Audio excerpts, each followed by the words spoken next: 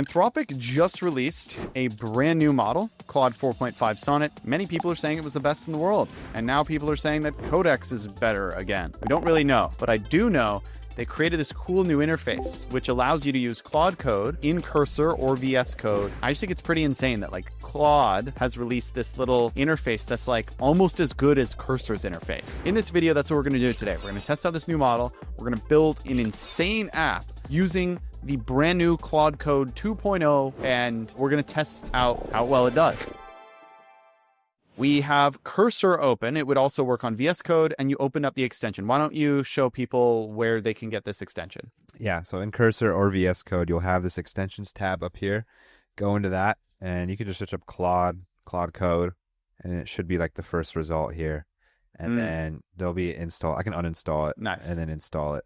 And then you'll see this little Claude icon here, and you click that, and it'll open. You just hit /login if you're not logged in, and then you hit enter, and this will allow you to enter your thing, and you press open. By the way, this is Mohammed. I forgot to introduce Mohammed. This right here is Mohammed. We got these new pointy fingers. They're kind of fun. Anyway. So yeah, you'll be logged in, and you can use like an API key or your just Claude Anthropic account. Yeah, they give you more credits than you would pay for if you did use your API key. So you should use Claude Max account. You have this interface, and you're like, I've never used an IDE before. What's Cursor? What the hell is going on? It's okay. Once you have this open like this, and you could have it open in VS Code, which is literally free to download, we can create an app. And you were talking to me this morning about an idea for an app that you had, and I was like, that sounds lit. You want to talk about that idea? Yeah. So if you've ever been on Snapchat, TikTok, Instagram, they have filters. And I remember when the Snapchat filter came out in like 2016, 17.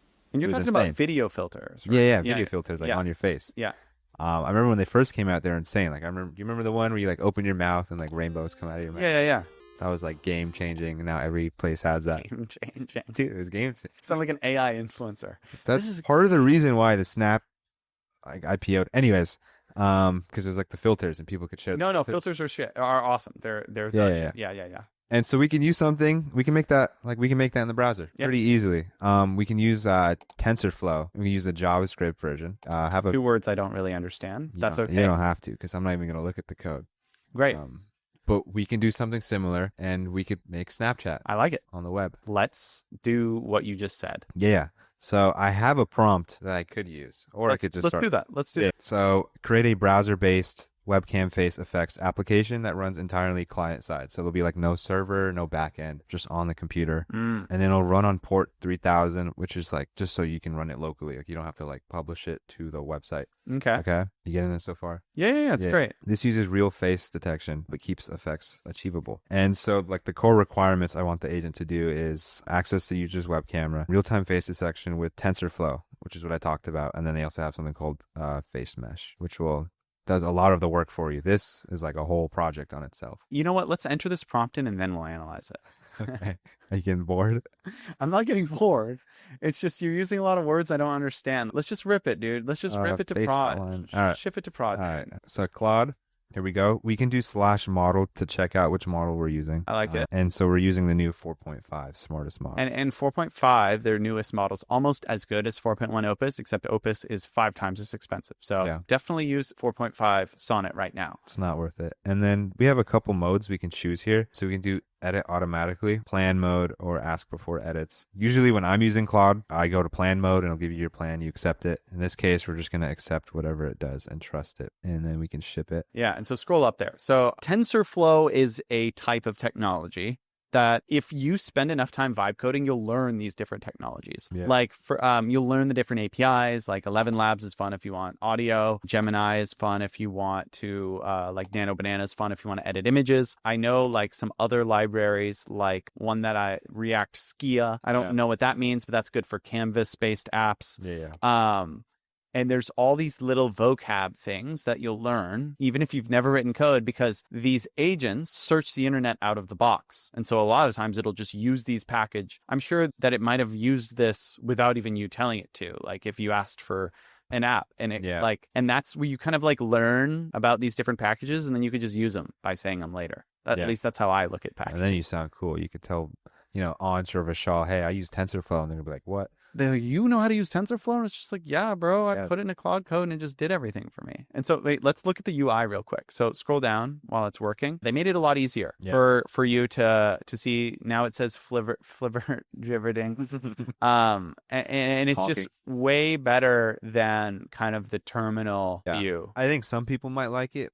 I mean, do you like this? I like it. I like it. I actually did get used to the terminal. I do kind of like the terminal, but like I like how it's out the way, the terminal. It's like at the bottom. Yeah. This is cool though, if you just want to, chat with it. Yeah, that's true. It is kind of like bigger, but like it doesn't need to be big. You could still put this at the bottom, I think. You could probably put it at the bottom. I know you can put it to the side like you can with the cursor. So if you're used to cursor, this is pretty much the same. Yeah. So I think I can move it here. Or you could have it like as a file like that. That's cool. And this new 4.5 model it knows how much context it has left in its conversation. Let's talk about that for a second. So, when you use ChatGPT or Claude, it'll give you a warning as the chat gets longer. It says like, yo, your conversation's too long. Start a new chat. In the first chat, it doesn't have much context. It has like the system prompt or whatever it gives it, whatever it's preloaded into it. Obviously, it's like when you download your computer or when you get a new computer, it's like, oh, you have 80 gigabytes of storage, but really there's like some system stuff in there by default, and it's like half of the context. Right. It's a similar thing. But what's cool about this model is not only does it like automatically remove stuff from the context as the conversation goes along, it's like consciously aware of how much context it uses, which is unlike any model I think that's ever been created, right? Yeah.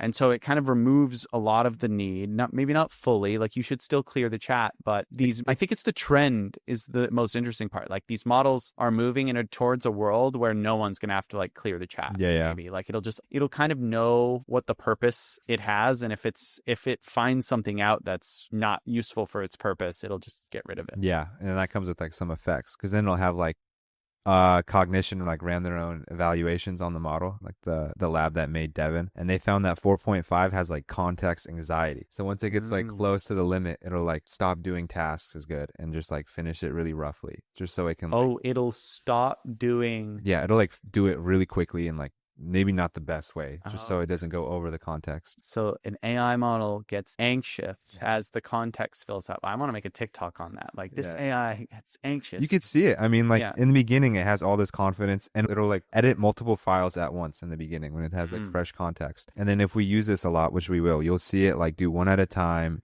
do small changes, just so it doesn't go over that limit. And like, you should just be clearing the chat as much as you can, especially if you're moving on to a task where like the conversation's no longer relevant. Like if you're just doing a sequence of smaller chats, you might as well clear. But yeah, go ahead and run that. So if you can hit /context, you can see, talk about this. What does this mean? Yeah. So in this one run, Claude used about 35% of the context it has before it like clears its conversation, and then you can see like what percentage of that, like where the context went. Yeah, those are the stuff downloaded by default. Yeah. So only like really 11,000 tokens. Whoa, so you have free space. 5%. Yeah. Damn. So I have 42% left. So and then what did we try and create? Is it done? Yeah, it's done. Let's test it. Faceplay. Sounds like a weird name. Okay. Hello World is running. I don't think this is something else that's running. I don't know why. Maybe you have something else running on port 3000. I probably do, and I'm just going to ask Claude, please kill whatever is running on port 3000 and run this in the background. And this is one of the reasons why I like using Sandbox to use this, because you can use Claude Code and Codex in the web. It's just, you don't have to deal with ports. Like, what even is a port? That's kind of dumb. Yeah. Why not just have someone else handle that in the web? Yeah. When it works, it's great. Yeah. Ports. Well, think about it like a port at sea. You have like in San Francisco, you have port, 1 to 9. I know what a port is. But yeah, that's basically Can you just let it cerebrate? You just never let your model cerebrate. It's crafting. Okay, now it's crafting. Now you can talk. I do notice that it lost its color. There's no color here in the terminal. It's like orange and like. Yeah.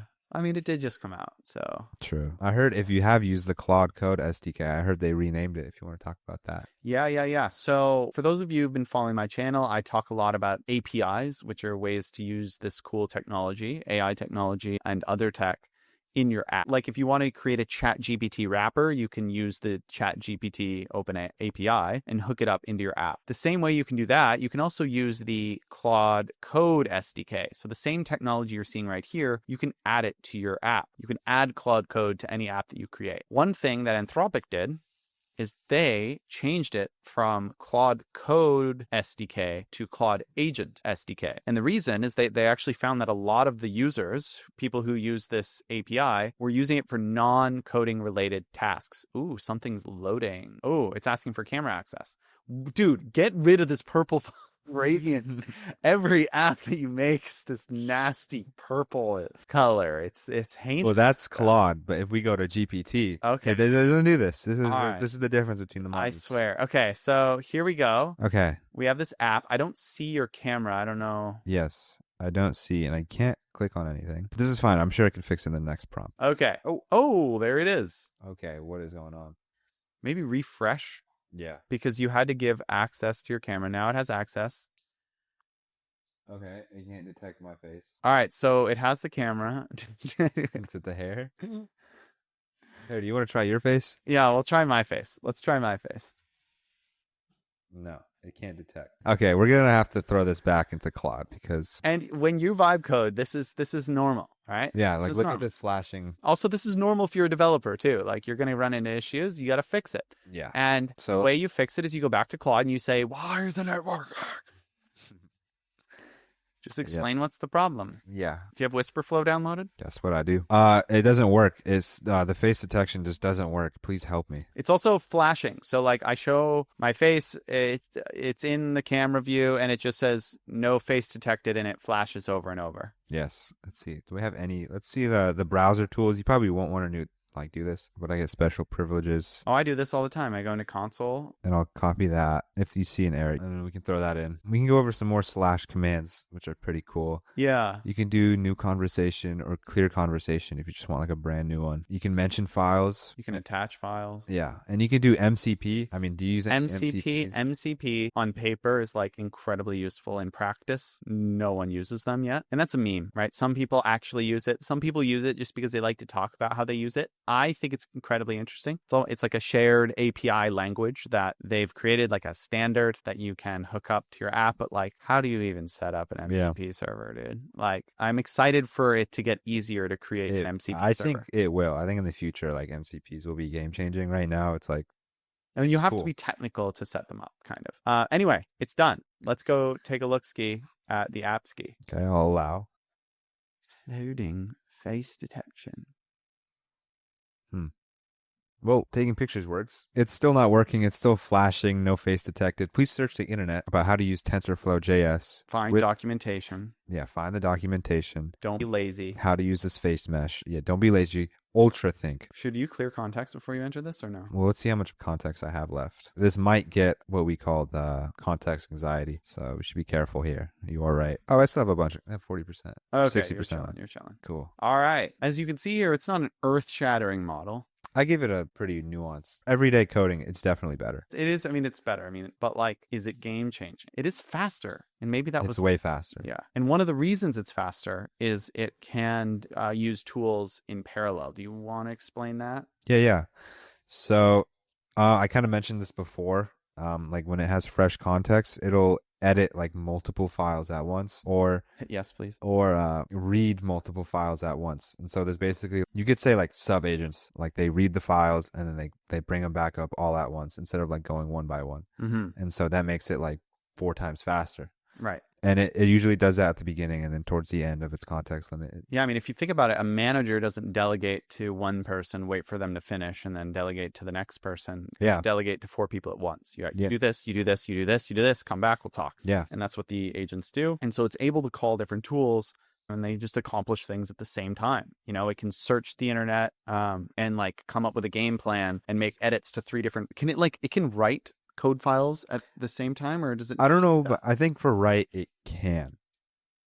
For a read, I know definitely. I think I've seen it write multiple files. So it can read the code base to like investigate what it needs to do all at the same time. Yeah. Which I'm sure is a lot of the speed because it Yeah. spends more time reading than writing. Yeah. Or at least it reads more than it writes. It takes longer to write than to read. Yeah. I mean, if it reads more than it writes, that's a good sign. Yeah. It doesn't feel fast right now. I'm not going to lie. Because it's searching the web. That's like, I think it'll do that one by one. True. I feel like that would be useful to do it at least in like sets of 3. I think the agents are like, they're like gravitating towards like what nature is already like, you know, if you think of an ant colony, there's the queen on top. And then you go down, there's like the big ants and then small ants and then like worker ants that like just die. And so like, I think agents are like, they're splitting off more and more in this branch where like there's a main agent and it splits off work into like different agents and then they split off work. So we can kind of see that here. Like there's a main agent that tells like 4 others to like, hey, read these files. And if you remember our NAN video, we sort of had something similar with like, a CMO agent. Yeah. Where there's one main one that like delegated tasks and then they could delegate tasks. All right. Looks like it's done.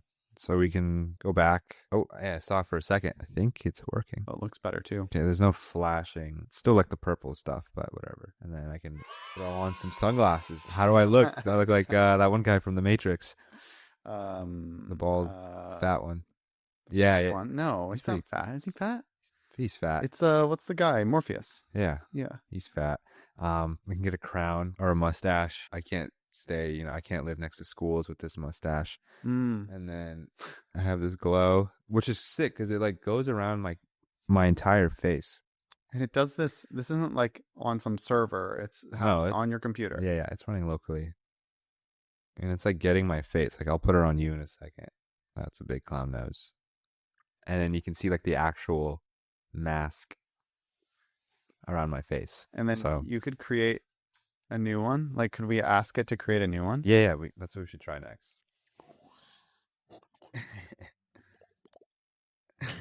It's me. Mario. Oh, that looks good on you. What up, though? That looks good on you. What up, though? Give you a new eye color.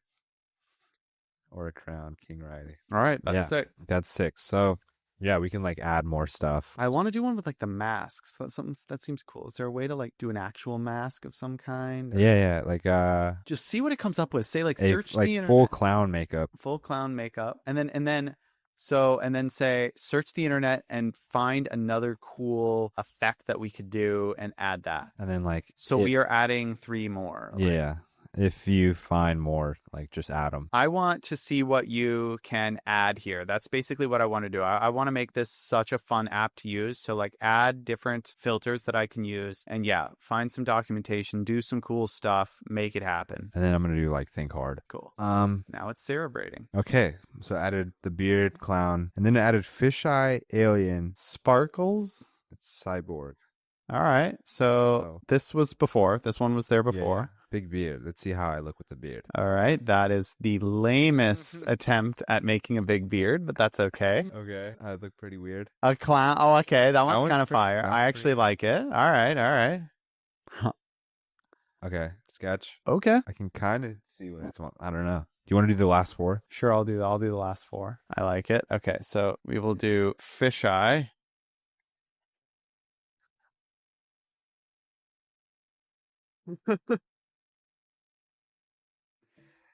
Okay, it's like a fish island. That's pretty cool. Yeah, I look so dumb. Alien.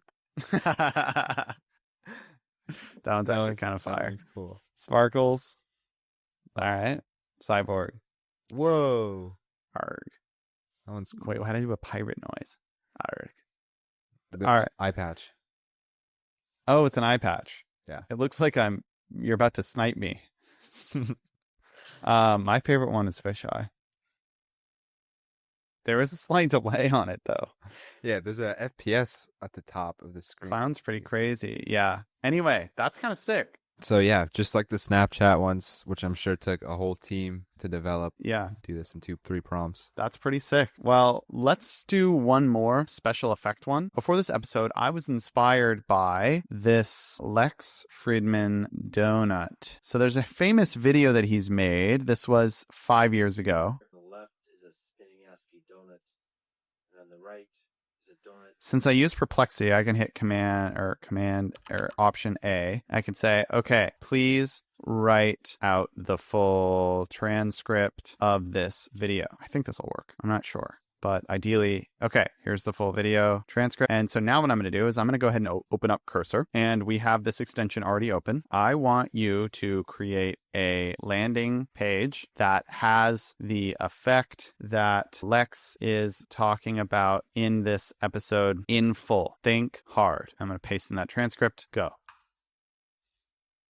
And another MCP tool that I saw someone use previously is a YouTube MCP that, like, if there's a link pasted, it automatically has the ability to pull the entire transcript from the video, and it can actually search for YouTube videos, which means it can search, then it can pull the transcript. So those are one example of that. Can you add MCPs to Perplexity? No, but they have tools that you can use. But you can also, I don't think so. I don't know. I only use the basic features. I think the agentic browsing stuff is overrated. Yeah. I could see myself going back to Chrome just because they're adding AI features and it has Gemini built into it. Are you using like Dia or the other one? Yeah, Comet. I was using Comet there. What's the difference between those? Perplexity just feels better. Dia just never felt good. It felt good at the very beginning. I made a video on it. I actually really liked some of it. Comet just felt better. It felt more powerful. The AI models are better. Dia was worse. But anyway. Back to donuts. Done. Is it done already? Okay. Run it locally on port 3000. Transmuting. And I think in the original video, he coded it in like C. Whoa. Dude, it just that is just one-shotted. Okay, please make it bigger and have 3 of them in different colors. It should be 2x as big. Go back to the browser. Can you change the code on the right? No. Oh, that would be cool if you could, because that is like what is making it a donut. So you could like play around with that. That's so fascinating. I wonder. That's in C. That is cool. Wait, this is C? Yeah, but it might have just, I don't know how it's running. Oh, it's HTML? Scroll down, go up. Okay, I don't know what is going on over there. No, I don't even know how it's doing. What if it's just like finding something online and rendering it? Like, Oh, I see. There's a calculate render donut. Oh, function render donut. JavaScript. Okay. I believe in the video he did it in C. I do like these views. This looks good. Like, yeah, this interface, it's kind of nice actually. Like, this just looks nice. It's got this nice like little. It's very simple. It's definitely like a competitor to Claude now, or not Claude. Or Cursor. Cursor. There it is. Dude. That's crazy. So we now have these 3 donuts spinning around. All right. Using the same logic, I want you to keep only 1 of these donuts and then pick 9 other objects to have. So I want a grid, 2 by 5, 10 total objects spinning around. 1 of them is a donut, 9 other different objects. And then at the top, I want you to put Riley Brown is the shit. This will be my personal landing page. What if you had it where you could like upload pictures and then it starts making that spin? Yeah, you could. I mean, you would need to get a pretty good AI model and you need to write good system instructions, right? For the AI to write it. Oh, yeah, I guess so. Yeah, I guess Claude could do that. You give the image to Claude. You can use the Claude Code SDK to do that. Claude Agent SDK. But maybe you wouldn't need it. You probably wouldn't need it. So what do you prefer 4.5 or Codex? Yeah.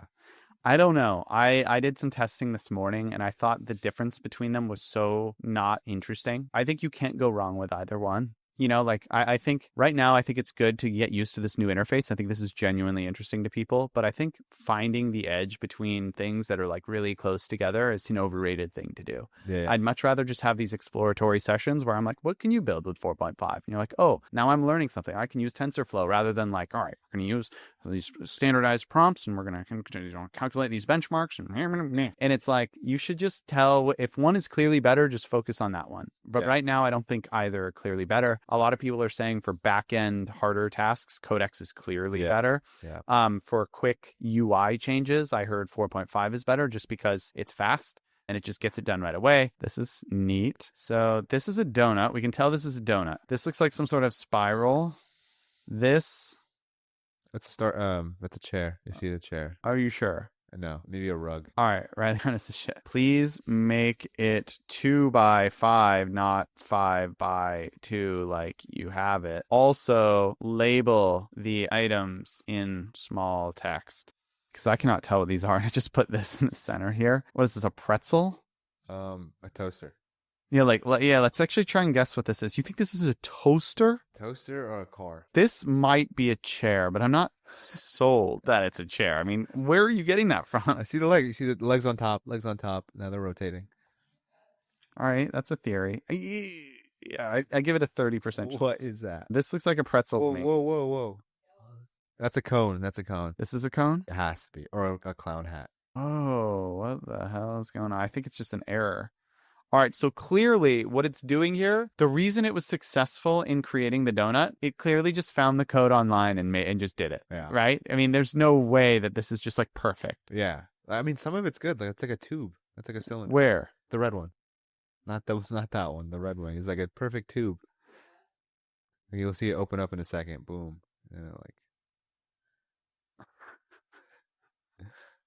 Okay, I see it. It is cool. It is. This one's good. That one's pissing me off.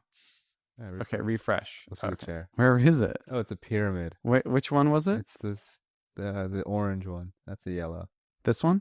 That's red. Orange. Oh, cylinder. That's a cylinder. Below. Go. Yeah. Oh, pyramid. How? How is that a pyramid? Okay, What is the teal one? Go down. What does that even say? The one on the right. This is a Klein bottle, a Taurus knot.